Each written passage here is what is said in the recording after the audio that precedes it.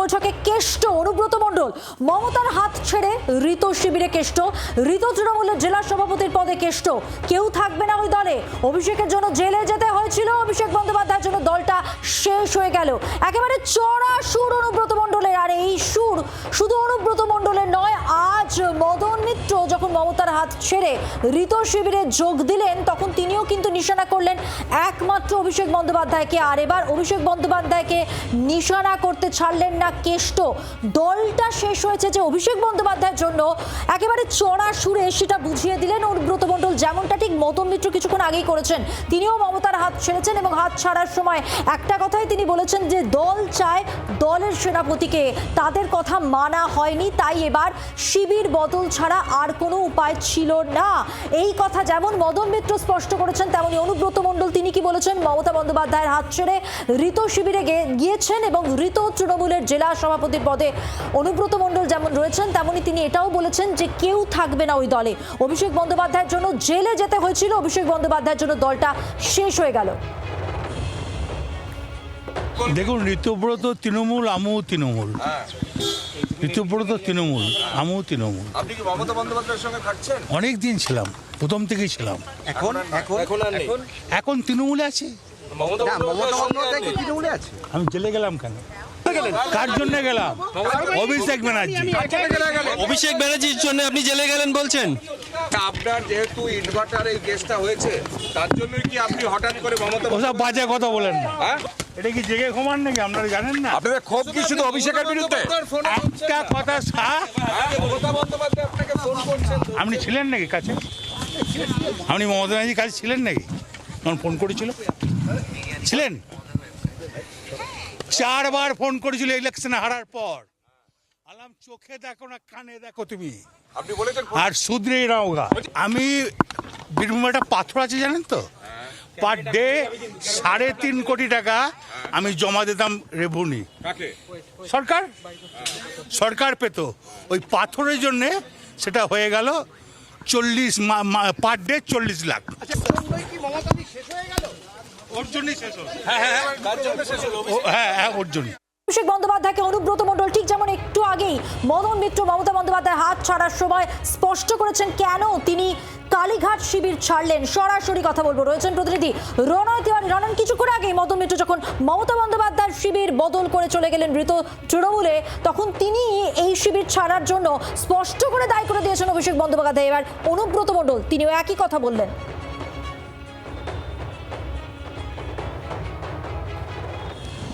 দেখো, যেখানে এই মুহূর্তে আমি রয়েছি গোল পার্কে 21শে জুলাই নিয়ে মিটিং শুরু হয়েছে ঋতব্রতপন্থী তৃণমূল নেতাদের নিয়ে।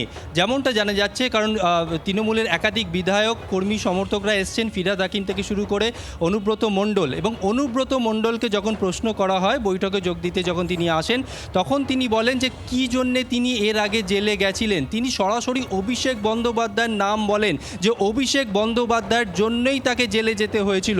পাশাপাশি এটাও অভিযোগ উঠছে যে অনুব্রত মণ্ডলের বিরুদ্ধে নতুন করে যেহেতু মামলা হচ্ছে তাই জন্য তিনি শিবির বদল করেছেন। এক্ষেত্রে তার স্পষ্ট বক্তব্য তিনি তৃণমূলেই আছেন। কিন্তু কি তিনি মমতা বন্দ্যোপাধ্যায়ের সঙ্গে আছেন?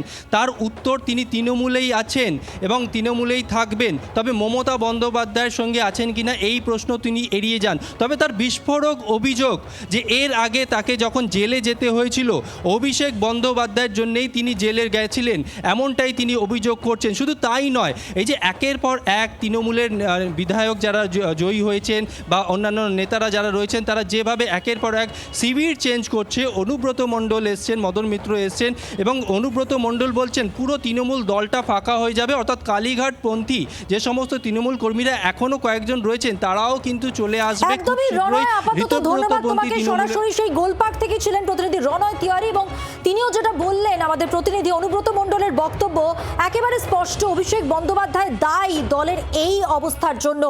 আজকে সাংবাদিকদের মুখোমুখি হয়ে অনুব্রত মণ্ডল একথাই বলেছেন। আর এবার যে ছবি আপনারা দেখতে পাচ্ছেন, গোলপার্কে যে বৈঠকের কথা উল্লেখ করছিলাম সেখানে পৌঁছে গেছেন মদন মিত্র কিছুক্ষণ আগেই। তিনি ঋত শিবিরে যোগদান করেছেন। মমতার হাত ছেড়ে। আর এবার 21শে জুলাই নিয়ে যে বৈঠক, সেখানেও পৌঁছে গেছেন মদন মিত্র। সরাসরি রয়েছেন, আরো একটু বিস্তারিত জানবো প্রতিনিধি শ্রেয়সী গঙ্গোপাধ্যায়ের কাছ থেকে। শ্রেয়সী,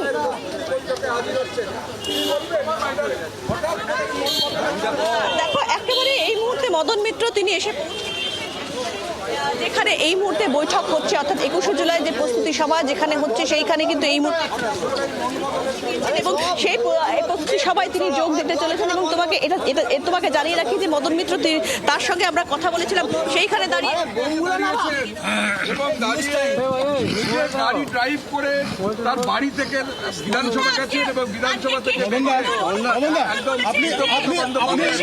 আপনি গতকাল শানুকমল সাহের সঙ্গে দেখা করলেন, তারপর আজকে দল বদল করলেন। দল বদল বলবো না, বরং বলা শিবির বদল করলেন। দেখো এই মুহূর্তে শুনতেই পাচ্ছ যে মদন মিত্র তিনি এই মুহূর্তে এসে পৌঁছে গিয়েছেন এবং কিছুক্ষণ আগে আমরা যেরকম এত তাড়াতাড়ি মন বদলের কারণ কি? আমার নিঃশ্বাসে কষ্ট হচ্ছিল। কেন সাফোকেশনের কারণ কি? কোথায়? অভিষেক বন্দ্যোপাধ্যায়ের যে বাড়ি এবং তার চারপাশে নিঃশ্বাস নেওয়া যাচ্ছে, আর এত নিয়ম কানুন, এত সব কিছু, এত কিছু মেনে চলা ভোটের পর একটু আগে অনুব্রত মণ্ডল বলে গেলেন লোকার সভায় যে তার জেল যাত্রার কারণ হচ্ছে অভিষেক বন্দ্যোপাধ্যায়। আপনিও কি তাই মনে করেন আপনার জেল যাত্রা? হ্যাঁ, আপনিও কি মনে করেন? দেখুন, আমি না জেনে আমার কাছে ডকুমেন্ট না রেখে বলতে পারি না। তবে এইটুকুন বলতে পারি, আমি যখন জেলে গিয়েছিলাম তখন অভিষেক বন্দ্যোপাধ্যায় নিতান্তই শিশু ছিল, এবং আমি যখন বেরোলাম হঠাৎ দেখলাম ও যিশু হয়ে গেছে। কবে যে শিশু থেকে যিশু হলো, কবে যে রাস্তায় নেমে আন্দোলন করলো, কবে যে 100 কোটি টাকা প্লেনের ভাড়া দিল, এগুলো কোনোটাই জানতে পারি। মানে তার মানে আপনার জেলে যাওয়ার ক্ষেত্রে অন্তত অভিষেকের কোনো অবদান নেই, কারণ তখন তো শিশু ছিল। ভেতরে থাকলে কি করতে? দেখো, বন্যেরা বনে সুন্দর, শিশুরা মাতৃক্রোড়ে। মাতৃক্রোড় থেকে অনেক কিছু প্রশ্ন হচ্ছে যে বলুন। বারুইপুর ঘটনার পর আপনি বলেছিলেন ঋতব্রতই বড় ধর্ষক, কিছুদিন আগেই বলেছিলেন। তারপরে ঋতব্রত বড় ধর্ষক, আপনি বলেছিলেন। ধর্ষক মানে কি? মানে আপনি বলেছিলেন আচ্ছা, যদি আপনার কথা মনেই হয়, এই ধর্ষণ মানে এই যে এই বাড়িটায় যে রং করছে মিস্ত্রিটা, ও কিন্তু ধর্ষণ করছে।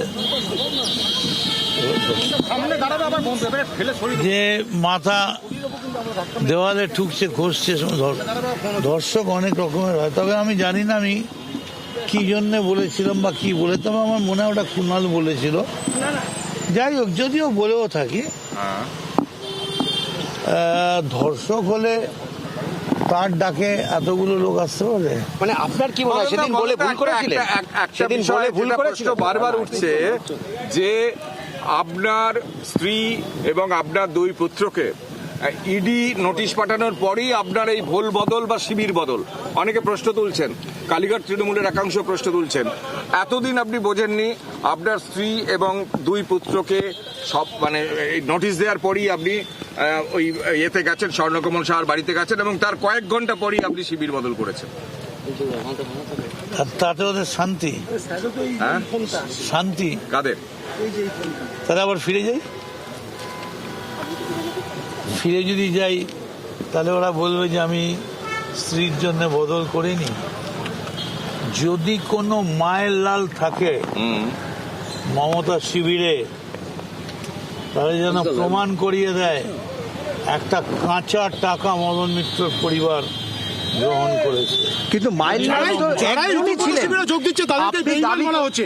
আপনি কি, আপনাকে যদি বেঈমান বলা হয়, কারণ স্বাভাবিকভাবেই বেঈমান বলা হবে, কি বলবেন?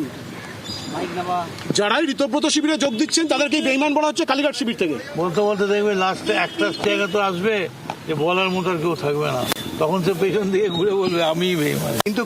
কিন্তু মদন দা, সারা জীবন আপনি বলেছেন তৃণমূলে যদি কেউ সহিংসা থাকে তাহলে আপনি, হঠাৎ আপনাকে ছাড়তে হলো কেন? মানে কি এমন কারণ হলো? আপনি মমতা বন্দ্যোপাধ্যায়ের 21শে জুলাইয়ের ঘটনার দিনের সাক্ষী।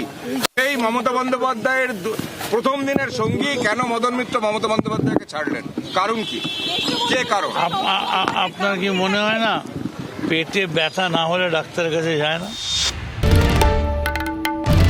বাংলার আওয়াজ, বাঙালির আবেগ, জি 24 ঘন্টা।